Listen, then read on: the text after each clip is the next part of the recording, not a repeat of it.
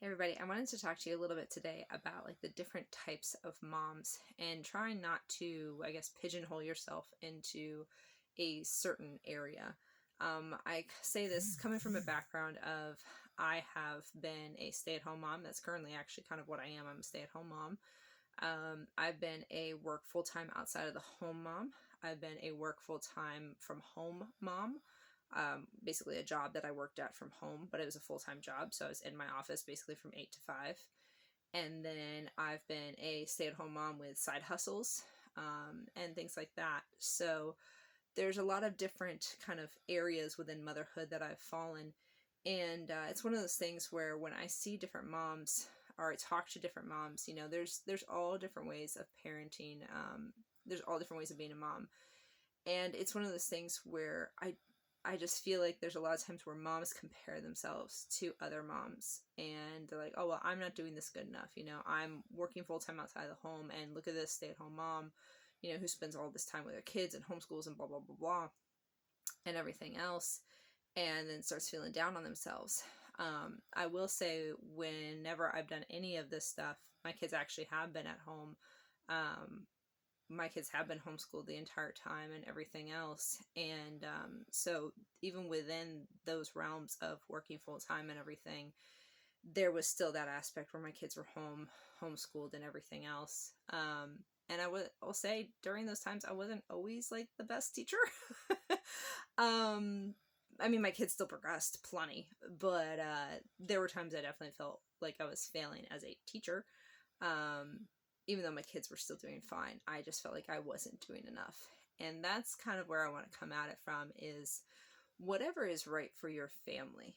And in that sense of you're putting your family first. You're not putting the stuff first. You're not putting, whatever else first. You're putting your family first. And whatever is right for your family as a mom, then that's what you should be doing. And that'll change. Obviously, you hear from me, like I've always been of the mindset, I'm going to do what's right for my family. If it's right for me to work full time, I'm going to work full time. If it's right for me to work part time or be a stay-at-home mom at that time, then that's what's right and that's what I'm going to do it. And I think that needs to be something we can't be so stubborn and stiff in our decisions that we think that we have to always be one or the other. Again, this is based off each family and each family situation and a discussion you have, with your spouse or whatever.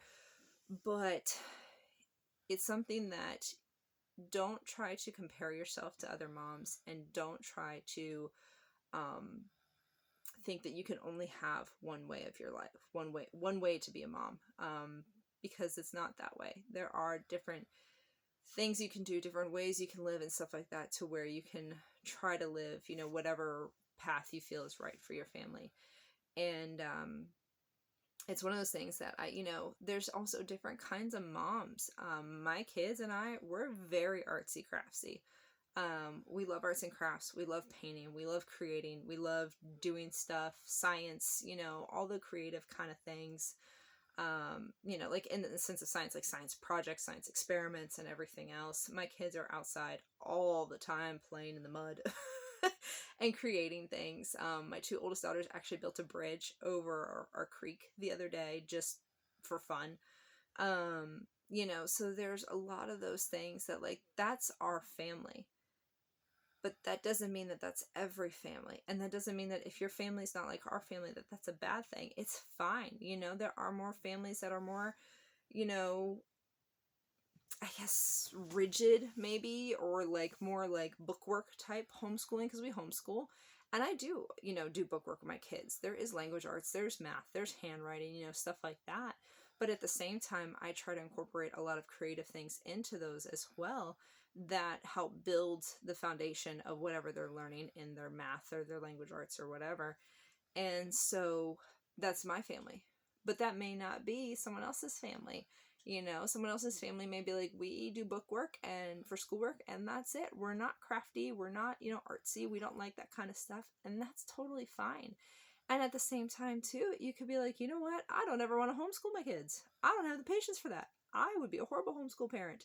And that's okay, too. Send your kids to school. Like, it's one of those things that no one should ever feel, no mom, no dad, I'm saying this specifically more about moms, but no mom should ever feel like they're not doing a good enough job, um in the sense of, if they're doing what's right for their family, then that's what then they're doing what's right for their family.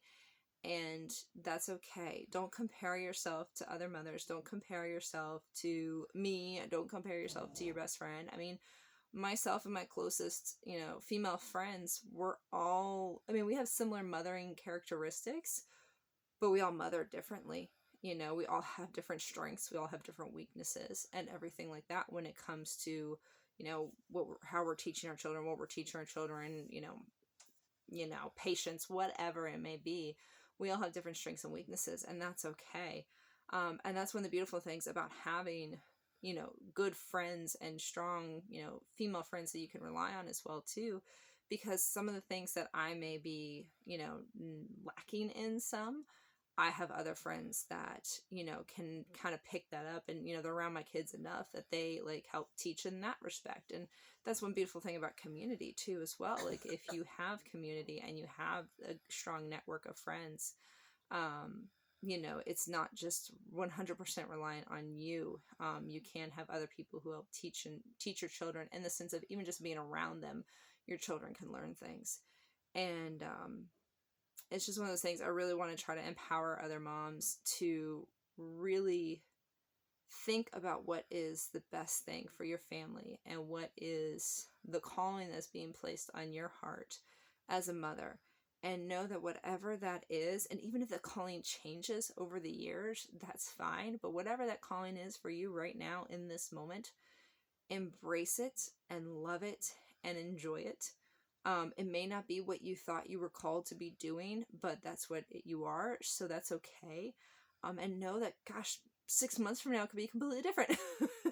It could be completely different 6 months from now, whatever you're supposed to be doing as a mom. And that's okay too. And embrace that and love that stage of your life and everything else. And then, of course, it changes as your children get older and more independent and everything else too. So motherhood is always a changing, growing, flowing kind of job. Anyways, so it's one of those things where you have to understand that your family is different from every other family. Your children are different from every other child. Even your individual children. I have 3 daughters and they're all different. It's one of those things that, like, how I mother one of my daughters may not be the way I have to mother another child or whatever. It is what it is. But be okay with that and know that, if you're doing what's right for your family, then that's all you can do. And you shouldn't be trying to compare yourself to anybody else and trying to be like any other mom, because you are you and you alone, and you're a beautiful, wonderful mother. And that is what your calling is for your life right at that moment. And embrace it and love it. And then when it changes, embrace it and love it at that moment too. But just something to think about, you guys. I really kind of just wanted to share this because I am surrounded by a lot of wonderful mothers up here in Oklahoma, and it's beautiful to see the different ways that they teach their children, that they interact with their children. And we don't all homeschool, we don't all do the same things and stuff like that.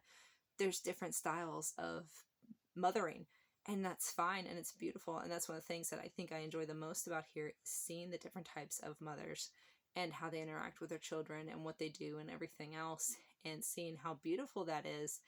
And like I said, I don't compare myself to any other mom, because this is me and my children, and this is what's right for us and everything else. But it's cool to see that and understand that, you may take lessons from other moms. Like, you may really like how another mom does something and be like, you know what, I need to start doing that in my house. And that's fine, but don't try to change yourself because you want to be like that other mom. Be yourself, be you, be who you are. But if you want to change and grow and try to become a better mother, and there's areas you need to work on, then absolutely do that. But don't try to be somebody else. And don't try to compare yourself to the Joneses or whatever. And try to live your lifestyle and live your family and your household in a different way than what is right for y'all. So yeah, I just wanted to share that with you guys. Of course, if you do have any questions, I know I mentioned homeschooling a few times in this video. If you have any questions about homeschooling or anything like that, feel free to drop it in the comments below.